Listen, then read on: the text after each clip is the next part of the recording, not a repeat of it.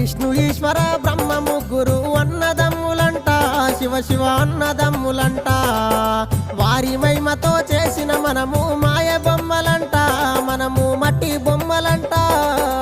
మిద్దెలున్నాయని మేడలున్నాయని మురువబోకు మనసా, నువ్వు మురువబోకు మనసా. ఇచ్చిన దేవుడు తీసుకపోంగా మిద్దెలు రావెంట, నీతో మేడలు రావెంట.